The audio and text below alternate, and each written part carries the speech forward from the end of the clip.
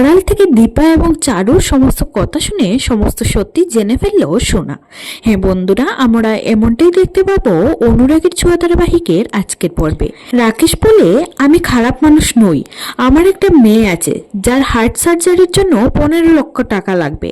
আমার কাছে অত টাকা ছিল না, তাই আমি বাধ্য হয়ে এই কাজটা করেছি। তখন দীপা বলে, তোমার মেয়ের হার্ট সার্জারি হবে, দেশের সবচেয়ে বড় সার্জনের কাছে হবে, আমি তোমাকে কথা দিচ্ছি। ওনার নাম ডক্টর সূর্য সেনগুপ্ত। কিন্তু রাকেশ শুধু দুঃস্বীকার করলে হবে না, তোমাকে এই কাজ কে করিয়েছে তার নাম বলতে হবে। তখন রাকেশ বলে, চারু ম্যাডাম আমাকে দিয়ে এই কাজ করিয়েছে। রাকেশের মুখে এই কথা শুনে জয় এবং সাক্ষ্যদেব রেগে যায়। তখন দীপা বলে, আপনাদের কাউকে কিচ্ছু করতে হবে না, যা করার বা যা বলবার আমি বলবো ওকে। আমি শুধু জানতে চাই চারু এমনটা কেন করলো।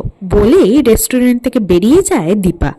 ঠিক তখনই মিশকা অলিকে ফোন করে বলে যে দীপাকে ও অলিদের বাড়ি ঢুকতে দেখেছে, তাই সে অলিকে জানালো। মিশকার মুখে এই কথা শুনে অলি ছুটে যায় নিজের বাড়ি।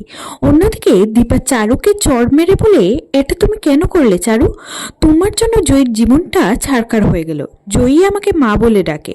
অনেক কষ্টে কুকিং কম্পিটিশনে ফার্স্ট হয়ে আমি ওর চোখের অপারেশনের টাকা জমিয়েছিলাম, কিন্তু তুমি এটা কি করলে? আমি তোমাকে কোনোদিনও ক্ষমা করতে পারবো না চারু।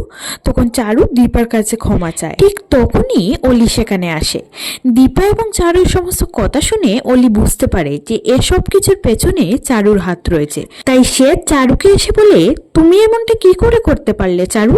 আমি তো তোমাকে বিশ্বাস করেছিলাম, নিজের মায়ের জায়গা দিয়েছিলাম, কিন্তু তুমি এটা কি করে করলে?